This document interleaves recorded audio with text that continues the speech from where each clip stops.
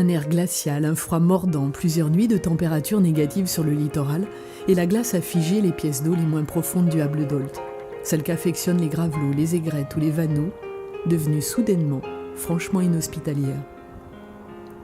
Au même moment, plus au nord de l'Europe, aux Pays-Bas, une épaisse couche de neige est tombée dimanche 7 février. C'est sans doute elle qui a déclenché le départ de milliers d'oiseaux.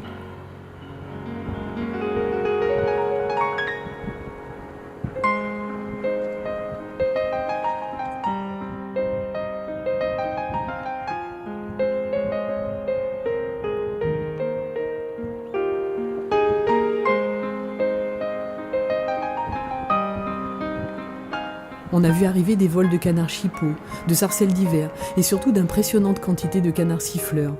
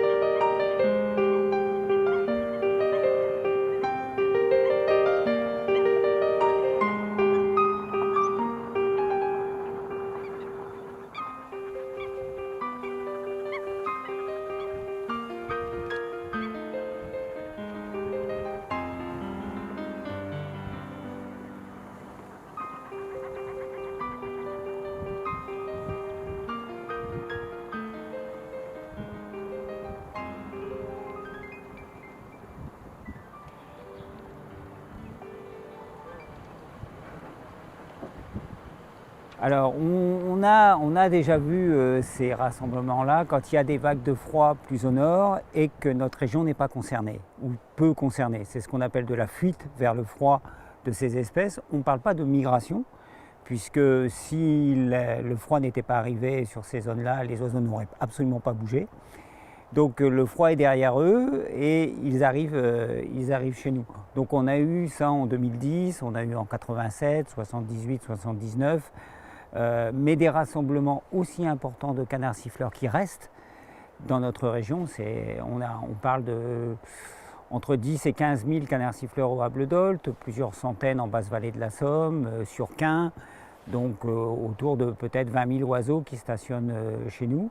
C'est des chiffres extrêmement importants. Lors des hivers très rigoureux en France, on est à peu près à 100 000 canards siffleurs qui hivernent dans toute la France, dont la grande majorité, 30 000, peuvent être en Camargue. Donc on a des effectifs qui égalent à celles de la Camargue. Et un hiver normal, plutôt doux, on est autour de 35 000, 40 000 canards siffleurs en France.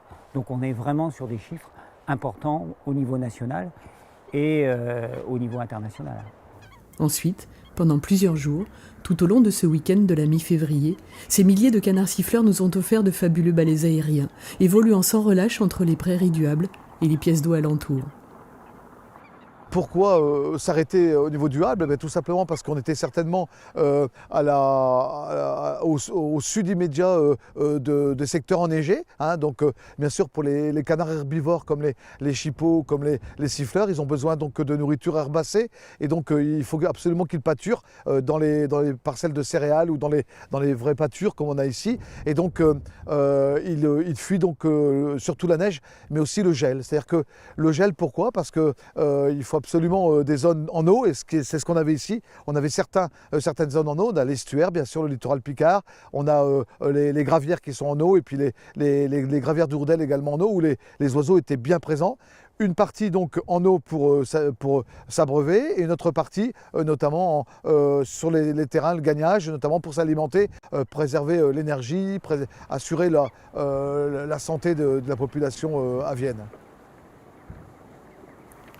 En hiver, l'herbe n'est pas très grasse, peu nutritive. Pour survivre, les siffleurs peuvent ainsi pâturer jusqu'à 18 heures par jour. À peine quelques heures pour dormir.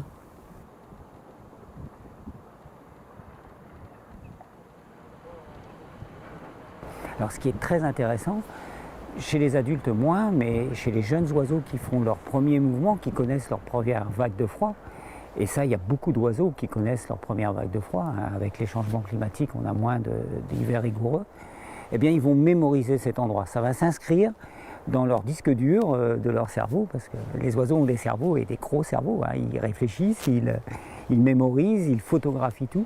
L'endroit est sympa, on n'est pas trop dérangé, on a la nourriture.